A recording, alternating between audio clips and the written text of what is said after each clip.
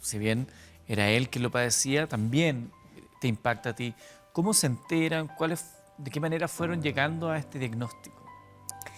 Bueno, el diagnóstico es bueno, cuando uno se da, ya yo tenía una tía que tuvo Alzheimer, entonces para mí fue muy rápido reconocer qué es lo que estaba pasando y hubo específicamente un hecho que para mí sentenció eso. Después vinieron las cosas terribles que yo siempre recomiendo a todo el mundo tratar de evitarlas al máximo.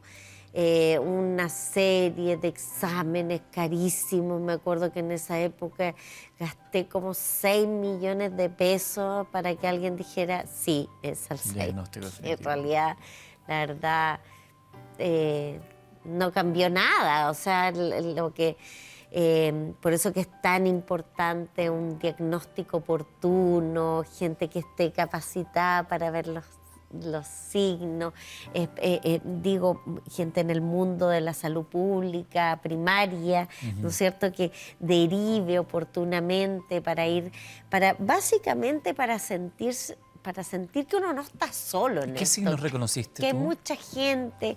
Bueno, la claridad respecto a este tipo de demencia, porque hay muchas, no solamente el Alzheimer, hay demencias que afectan el lóbulo frontal, hay demencia que es senil, ¿no es cierto? Bueno, en fin, digo, lo más importante, y esto es súper bueno que la gente lo sepa para que no tenga miedo, a todos se nos olvidan las cosas.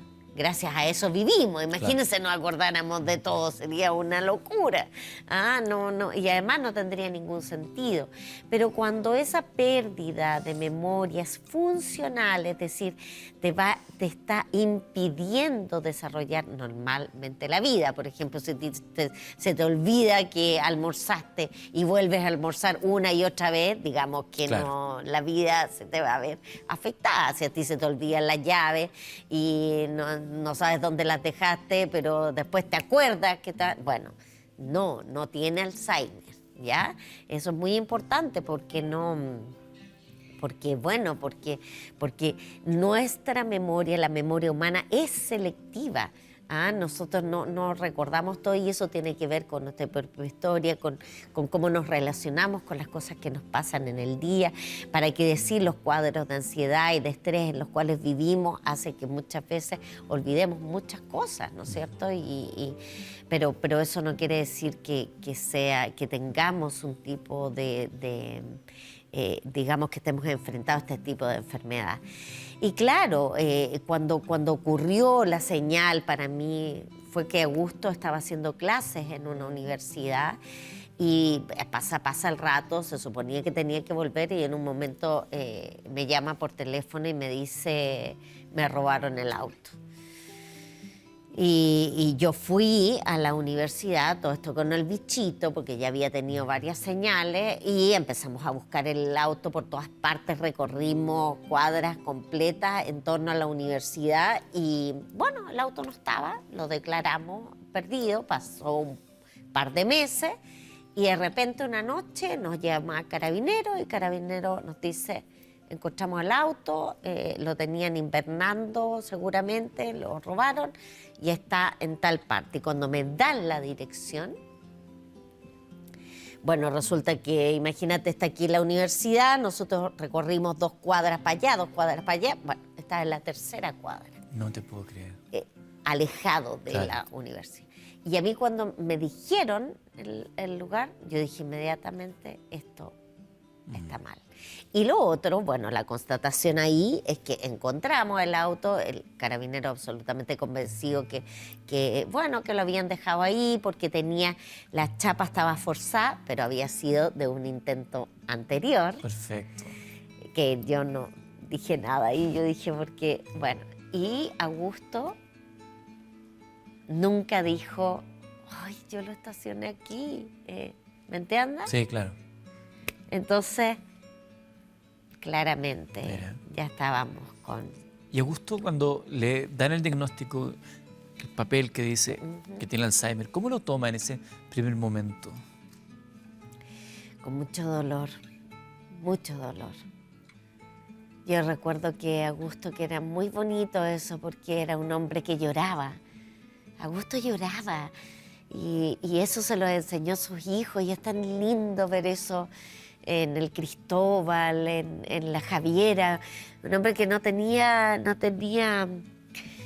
y eso se lo enseñó su padre. Me acuerdo que cuando tenía cosas siempre contaba que su padre le decía que lo molestaban pues, porque lloraba por alguna cosa y decía, yo te pago porque lloré, te pago porque lloré. El papá le decía. Sí.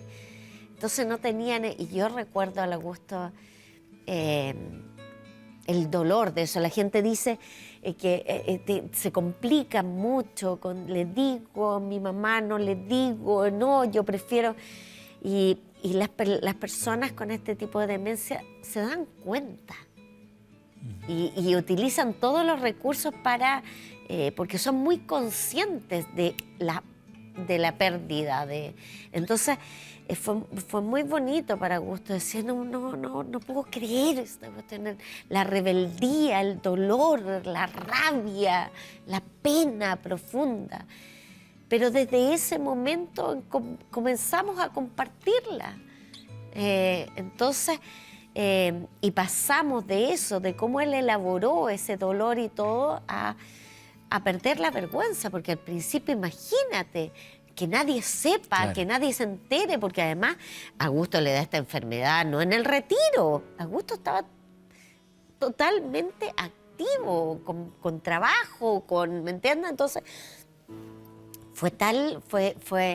y ese proceso, como la sanidad de ese proceso, y el haber contado conmigo, de transformar esa rabia, esa pena, ese miedo en algo que es lo que me está pasando.